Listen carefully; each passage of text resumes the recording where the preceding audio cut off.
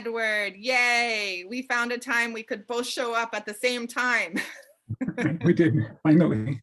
Yeah. I know. So you are one of the newest Rock Your Bizzers. You've been in our community and working through the anti-boring materials for just like 7 weeks now, I think. Correct. And you have had quite, I would say, a fascinating and dramatic journey that Yes. I think would be fun to tell, because I think some people will identify.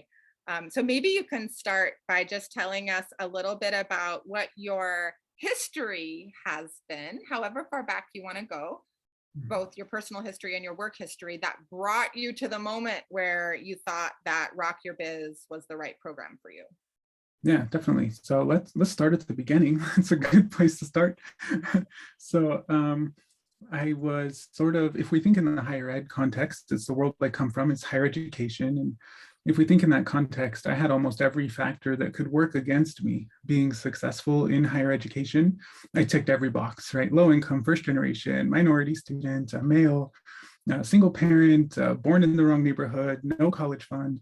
I ticked all of them, just about. And I want to pause you for a second because I don't know if I knew about the single parent. Oh, okay. Yeah. I'm not a single parent. You came from a single parent. Yeah. Got it. Yeah. Okay. Good. Yes. I was going to say, I thought, anyway. Good to clarify. Good catch.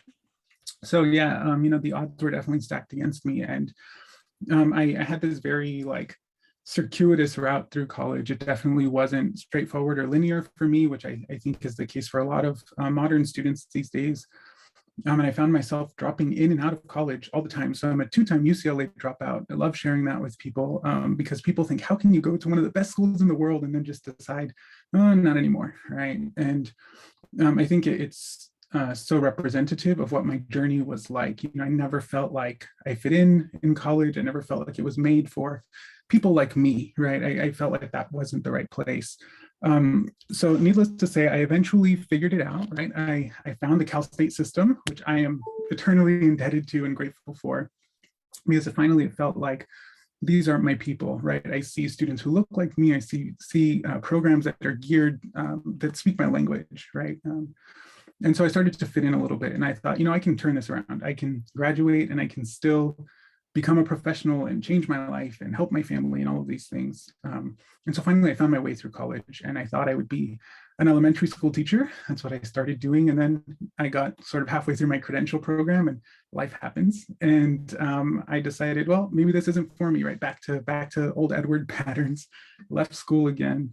And then I thought, no, I've got to do something. So I went back, got my master's degree at Cal Poly Pomona, where I started working in the Learning Center on campus, first as a tutor just to make some side money.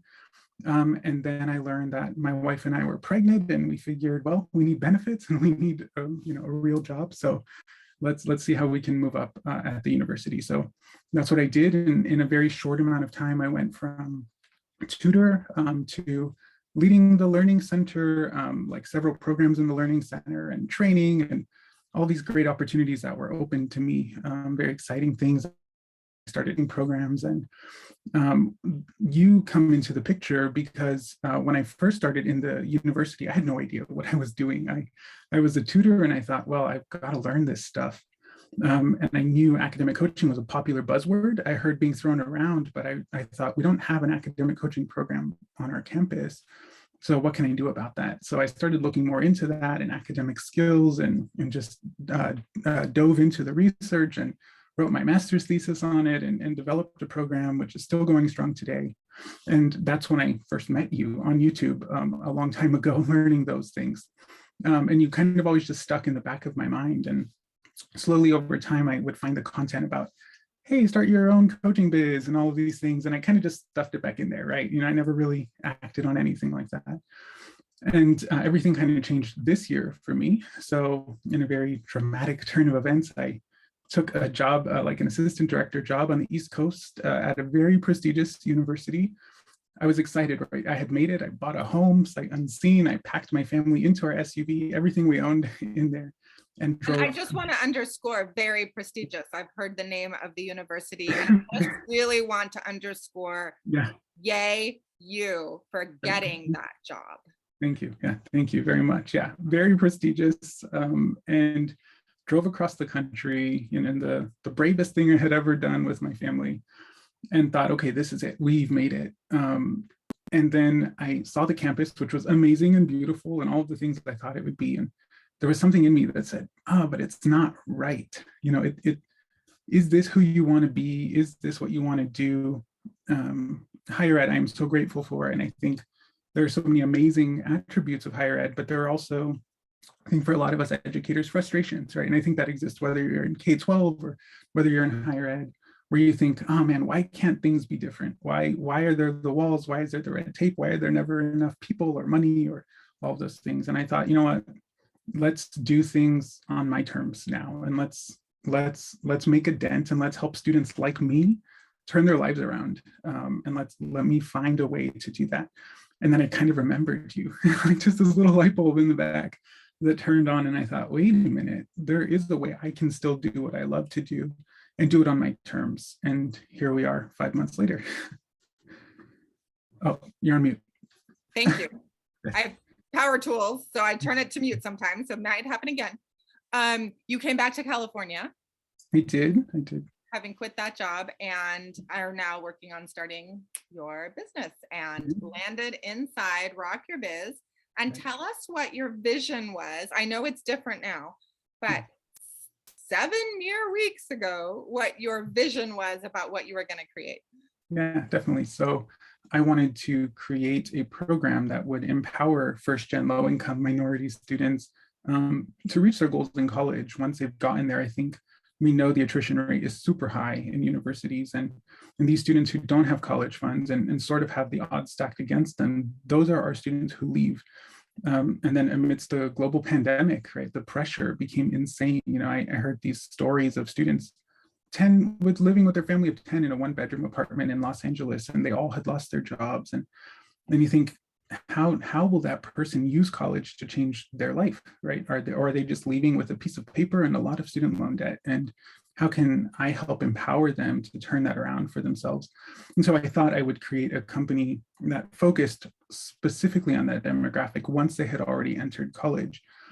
And what I found in this community was unexpected. I found a lot of people to question me and to challenge me and provide suggestions and inspire me with their own stories here in Rock Your Biz. And I started to sort of do a lot of reflection and introspective work. And I realized, man, I want to talk to myself a little bit sooner, right? Like, how do I get to little Edward, who knew he needed to go to college because his mom told him, you need to go to college? How do I talk to him and start it there? How do we make an impact then? Because unfortunately, sometimes I would work with students in college where it was almost too late. I don't think it's ever too late, but it felt like it was too late. And I thought, how can we just back that up? How can I move the needle further back and speak to the younger versions of me all the way through, to when I finally graduated from college? So, and I want to interrupt you before you tell us what this new idea is, that all through this process, as you're imagining this, you're working through the Launch Your Biz curriculum. So you're designing packages, you're bringing them to the training calls, or you're sending me an email and you're noticing like, oh, something's not sitting right. And we talk about it with the community or just with me, and we figure out how it feels like it's sitting right in the moment. And then you'd go away and do the next level of learning. But it seems like you're really good at paying attention to what your body tells you about whether something feels aligned or not. You did that when you said goodbye to that last job you got, and you just keep on doing that at each creative iteration right now. Definitely. Yeah. And a big part of that is because of this community now. So I've always been that way, very introspective. And I think I had to be, growing up. And so it was something that over time I developed. I think that's a hallmark of people who come from my communities, right? We learn to think with that like visceral gut reaction, I believe. And so I hold on to that. And this community has actually nurtured that in me in unexpected ways, which I did not anticipate, especially considering the demographic. That's something we talked about when I was first coming in. Like, I know this world, right? Everyone I worked with, I know what they look like, I know their backgrounds. Yeah. And I'd imagine this group is similar. And yet I found the opposite. A receipt, I guess, of me, like this welcoming, warm environment that challenged me and pushed me and encourages the introspection and those gut reactions. So it's been that kind of pushing and guidance from you and the group, and challenging and inspiration, that has caused me to think, how do I manipulate this in a way that feels right for me? Right.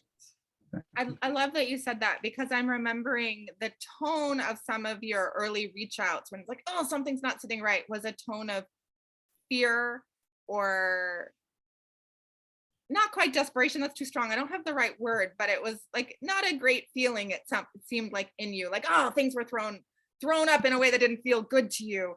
And as I know your history now, and you mentioned old Edward before, it's like, oh, in those moments, maybe you were even on the edge of old Edward just giving up and just being like, this doesn't feel right, I'm out of here. Right. And instead, what I think I'm hearing is that we use those moments as a, like, oh, you just haven't found the thing yet. You don't have to run away, but let's just stay with it and let's notice what it is that you're truly being called to do, and stay in the creative process rather than run away from it. Right, exactly. I think the approach has been very positive, like coaching. Here is something. How does this sit with you? Try it on, right? Go run with it a little bit and then see how it feels. And that's something I needed when I first started college, because dropping out of UCLA 2 times is not the only time I dropped out of college. I dropped out of community college 4 times. It took me, how long? 6 years to get out, which is still better than most, unfortunately. And then transferred to UCLA, dropped out of there twice, transferred to a Cal State, dropped out of there a couple of times, finally found my footing again, went to grad school, dropped out of there, dropped out of the credential program, right? So that's my nature, flee, right? It's definitely not fight or flight. It's like, it's the flight, definitely. And there was that moment when first coming in where I thought, okay, I have to have it all together. It has to be perfect. That perfectionist complex coming in, and don't show weakness and come in polished. And what I was met with was, and how's that feel for you? And I thought, oh, that's great. I don't, let's think about that. Let's unpack it, because, that's what I need to talk about. And so I think that's what the community provided, to be able to move through that progression very quickly, where it didn't have to be perfect. It could and should be messy, and that's okay. And then just suggestions to try on. So those have been, things I really appreciate. Great. Well, so now everybody's on the edge of their seat. So what does it look like now? The thing that in this moment you think you're building? Right, definitely. So my wife and I have had a YouTube channel for a few years now. So my background is in educational multimedia. So I love designing resources, creating videos, all those great things. And we started a YouTube channel humbly a couple years ago, and thought, well, this will never go to anything. It'll just be a side hobby. And it became my wife's hobby once it started running. I pulled back because work became much more intense at that time. And she just continued posting a video every week. And suddenly we have people reaching out to say, well, I really need this kind of support with my child, or brands reaching out saying, we think you'd be a great fit for our content and curriculum. And would you like to partner with us? And I thought, wait a minute, this is like something we've talked about. My wife and I have known each other, been together since we're 15 years old, so a very long time. And we would talk about this. We were both going to be teachers and start an education business while we taught, and that's how we were going to spend our summers. And then it kind of changed as I started working in higher ed. And so in many ways, this YouTube channel has been sort of this light that has existed all along, and is kind of keeping that dream around. And it's called Family That Learns. And it's all about inspiring families to promote a lifelong love of learning in their home. And that's really what I needed as a kid. And she needed as a kid. And so now we're in this position where we think, I'm getting all these great tools and resources. We have some time, we have flexibility, we have an audience. Like, can we bring all these things together and just run with this dream? And that's the direction we're headed right now. So amazing that it's like you came in to start your academic coaching business. Uh, you were, I remember one of your first iterations was like, Gretchen is just, I can't, my people need group coaching or need, the multimedia kinds of things that they can consume at their own pace.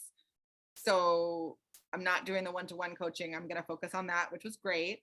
And now it's like backing even away from that. Though I think I remember you saying that people are reaching out for coaching, like parent They are. as an example. Exactly. Correct. Yeah. Exactly. So I guess I'm curious, does it feel like at this point, the Rock Your Biz materials are a moot point and not relevant to you anymore? Or does it feel like they're still relevant, but just in a different way? Right. I think they're maybe even more relevant because what I love about the material in that course is it's really pushed me in ways I didn't, right? So I almost smugly came in like, I know a lot of this stuff already, right? And I came in like, I've done this professionally. I know what I'm doing. I've watched all these great videos online, I've done some business courses. I got this, right? And so I came in thinking almost I just needed validation. I think that's what I came for. Which is totally legit. Many people do come in and go, exactly. oh, I feel like you're saying what I know and good, I'm on the right track. Right, exactly. But what I found was for the first time I had you and a community to hold me accountable to myself, because I sat on all of these ideas for so long. I sat on this dream for so long. But if at the end of the day, like you can absorb content and you can, plan and have journals full of ideas. But if no one's there to say, now this is how we're going to make it real, it really doesn't mean anything. It's still just a dream in a journal. And so I think in many ways, especially Rock Your Biz, thinking about how do I design a coaching package and how do I reach out and build a network and those kinds of things, like the nitty gritty that aren't the fun parts to plan. We like planning sort of the glitz and the glamour. What's the name and what's the color scheme? And, do I have a YouTube channel and all those things? That's the fun stuff. But then at the end of the day, like there are all these pieces that make it a business. And so I think that's why I'm so appreciative, because it's held me accountable. So I've had many arguments with you in my mind. Like you'll say, as I'm reading, Edward, you need to blah, blah, blah. And I go, no, I don't. You're not even in the room, right? And so in many ways, the course has been very beneficial that way. Yeah. I'm glad to be, don't have a good metaphor for it, but I think about a parent-teenage relationship. Like my dad would always say, like my brother, he was like, God, we get in the biggest arguments. And then he goes away and he does what I suggested anyway, but not that you're doing that because you're doing your own thing too. But it's like, you almost need someone to be grumpy with and to be, no, this is who I want to be. And then you realize through that, oh, I do want to be that, or oh, maybe I can humble myself in this one area and learn this additional skill or whatever. Right. Yeah. And that's been a great reaction that you've had, has been, I will be what you need me to be, right, in the moment. And that's what I needed. And that's what I'm finding. And so when I need a sounding board, you're there, you're willing, the community is willing. When I need to share an idea and run it past everyone and see sort of the reactions to that, then I get that. And so it's been very fluid and flexible, which I appreciate. Good. I'm so glad to hear that. It's testament too to a shift that I made several years ago from a training module where everybody started at the same time and we had training calls and I would present information, to now all of the information is in the the self-paced courses. And then the community calls are this wide open adventure where we never know what's going to happen because it depends on who shows up and what the needs are of the people that show up. And we all just kind of hunch in together and are like, what do we need and how can we support each other? Right, exactly. And that's working for you. Exactly, definitely. Great. So does that mean then that we just get to continue on this adventure with you and hear how this version of the business is going to be growing and work with you on perhaps parent-oriented packages and that sort of thing? Yeah, exactly. Because I think that so much of what we learn in this program is so readily transferable to so many other models, even without realizing, right? And it's a good challenge to run through the exercises and think, okay, for the portions of my business that will be coaching, whether it is student facing or parent facing, But then there are these other aspects. How do I adapt? How do I model what I'm learning? Even if it's soft skills like, grit and getting through something and determination, how can I translate that over to these other things I have to tackle too? Yeah. I'm also realizing there's something about these entrepreneurial tools that are actually, I don't have a word for it, so I'll just say like they're equity related. Mhm. Like once you know how to make something for yourself, then you have more agency around getting a job or creating, like you can rinse and repeat. So like once you learn how to create packages, not charged by the hour, but charged by the package, you can rinse and repeat that in so many different ways. Right, definitely. And yeah, go ahead. I was going to say an example of that for anyone who may have a small audience on social media or YouTube and are thinking, well, is this really applicable to that world? Well, it totally is, because as these brands are reaching out, they think in terms of, I will pay you this amount of money for this much time in a video. And you can say, oh, well, no, our packages are, would you like to be included in this number of things or in this? And the response has been like, wow, you're like a business. And that's kind of the response from these people, because other people would say, oh yeah, I'll give you 60 seconds if you pay me this much money. And so I learned that from you. Great. I'm so happy to hear that. And that reminds me of, I sometimes get annoyed when I read, like I'm going through all this medical stuff right now. And so there's a nutritionist who I was referred to, and I worked with her for a couple hours and I really liked her. But I was thinking about her just the other day. I was bummed that she has an hourly fee, because I was Mhm. like, what I really need, like, I don't want to have to go through the effort of thinking, do I need another appointment with Megan? And now I got to remember to go make the appointment. And then I got to remember to Venmo her. And I was like, I just wish that she had a yearly package where I will help you transform your relationship to nutrition. I have this joint issue that I have to learn how to eat better for. Like that she'll just say, I'll do that for you for a year. And then I don't have to think about it. And I can surrender myself to the container that she's creating for my healing. And Mhm. I would be happy Yeah. to pay for that, even though it's a lot more Right. than her hourly. Right. Exactly. Yeah. See, and that's just you having the knowledge of, wait, there's a better way. Now, Mhm. how can we translate it to other things? Yeah. Yeah. And then I get bummed because then I think, oh, she doesn't, I know she thinks she's being good to me because I can get what I want when I want it. And then I don't have to spend more. But on the other hand, I'm like, I want someone partnering with me around my healing and not expecting me to be in the lead all the time. So, Yeah. Exactly. yes. And also sort of what I'm getting from you, I didn't know what I didn't know. I didn't know what I needed, right? And look at the things that I found in your community are, in fact, the thing I never signed up for, right? I signed up for something else, but now I've received these things I didn't realize I wanted. This is just what I'm hearing in all these interviews is the real power and the real gift is something. Well, actually, let me ask you, is there something I could have told you before or that others could have told you that would have helped you know about these additional gifts? Or did you just need to get started and then discover it? Yeah, I think it's very much discovery, because like you mentioned, there's no clear cut linear path through this. And I think had you told, maybe had that been clearer to me, I would have been less apprehensive, because I did wait a few weeks, right? I thought, oh, am I going to sign up? Am I going to sign up? Am I going to get what I need or want out of this? And so I think if there was almost this map that said, this is one person's path and it looks like this, but this other person's path has been this, and that's okay. Maybe tie them to one of these videos, Yeah. and showing how, sure, we're running through the same curriculum, but it's adapted in so many ways, and it's translates to real life in so many ways. Yeah. Maybe that would have helped me take action like Yeah. sooner or more confidently at the very beginning, because had I felt about it how I feel today, I would have been like, oh yeah, sign me up. I don't care how much money it is. Yeah. Like, let's do it. Yeah. Yeah, that's interesting. And actually, all of these interviews that I'm doing right now are partially inspired by you because all of my energies have been going to so many other things. And when you came along, you were like, can you please have some videos that are more recent than 2014 or 15 or whatever they were? And I was like, oh man, okay, now I need to prioritize that because someone asked.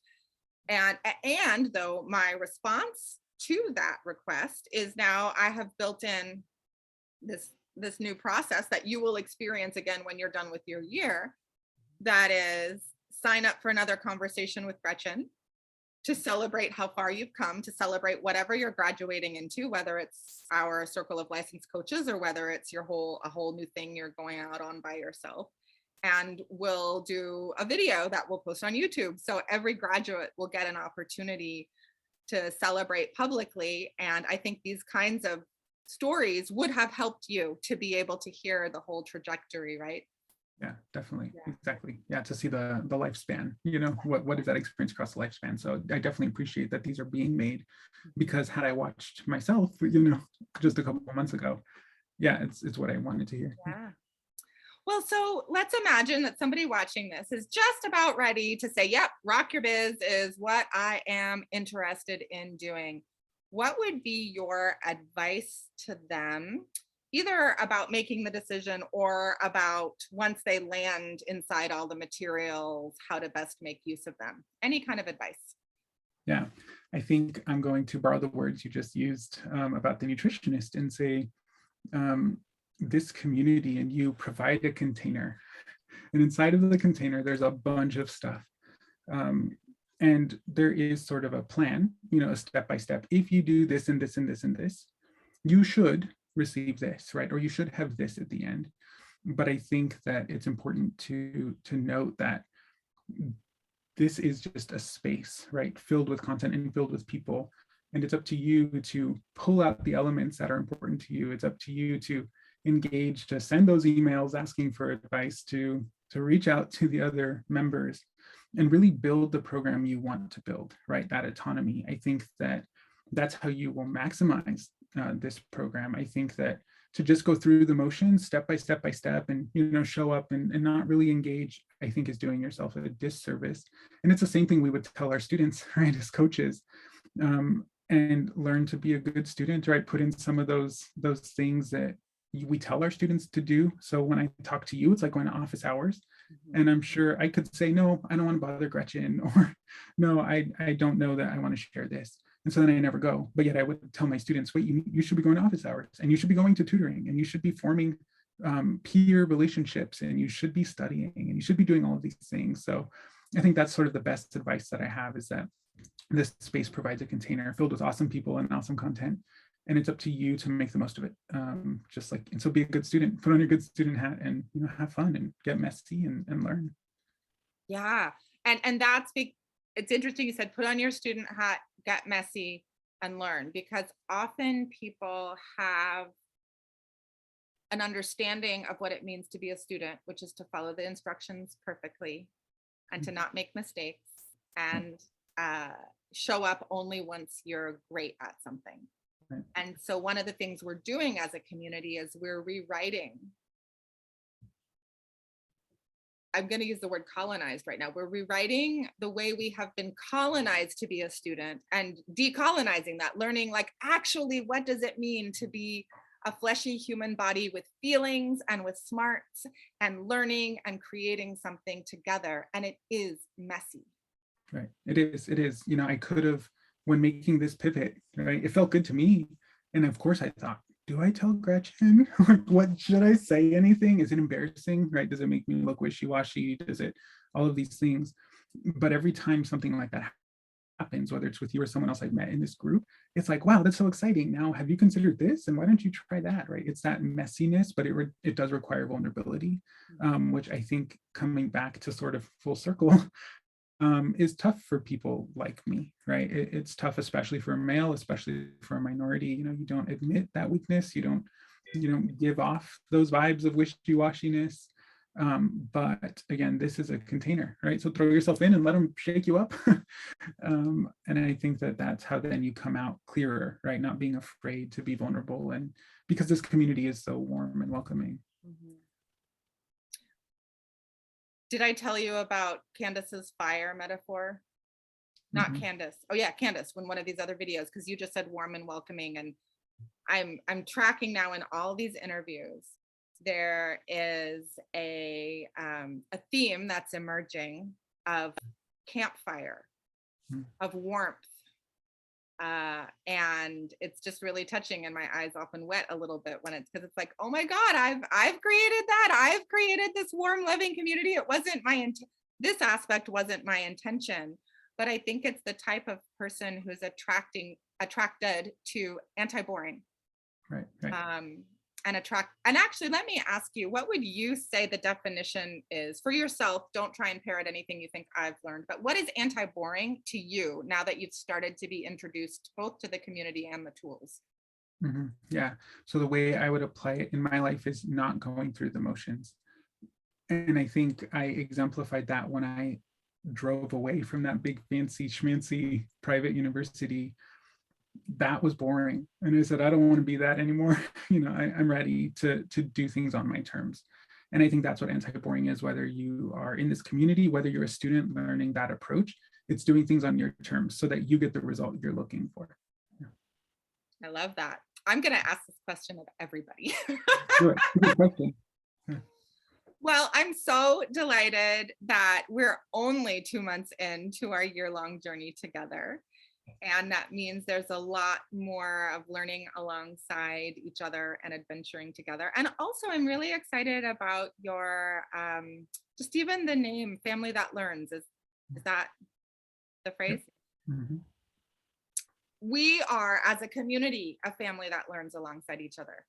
Right. Yeah. And it is something that I have tried very hard to embody in my own coaching with students, is helping families, like, tell them, like, you take the anti-boring approach too. You learn the study cycle. How can you transform dinner table conversation so that you're all sharing something you're learning and the messiness of learning? So I've tried, I haven't been intentional about it, but it is a big part of who I am, is to get people to humble themselves and learn alongside each other, especially when there's a power dynamic, whether that's an age power dynamic or whatever. And so I'm really inspired that you all are addressing this directly. Right. Yeah, definitely. It's necessary, right? Because that's where I think a lot of the research points to. That's when learning and transformation is most meaningful, is when it's done with others, right? Versus on your own in a silo. Yes. Well, I'm excited to subscribe. I also am excited, depending on how things go.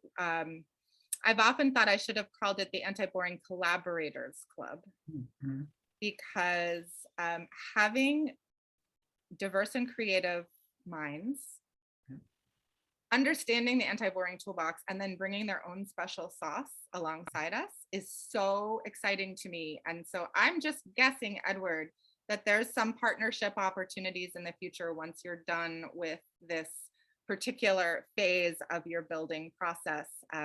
I know already I don't want to have you run off and lose you as somebody to be in my world and think alongside.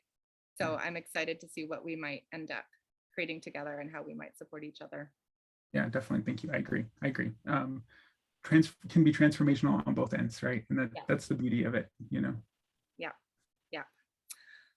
All right. Well, if anyone's listening to this video and thinking like, okay, give me more information, I want to join. Actually, if you start soon, meaning June 2022, you get to have this man as one of your cohort members. I'm ready to engage. I'm ready. Yeah. So come join us on my website, GretchenWegner.com. You'll see a link that says for edupreneurs, and that gives all the information about the Rock Your Biz program. And you can always email me at Gretchen@GretchenWegner.com if you need more information. So thanks for taking the time to be with us and inspire us, Edward. Definitely. Thank you so much. I appreciate it.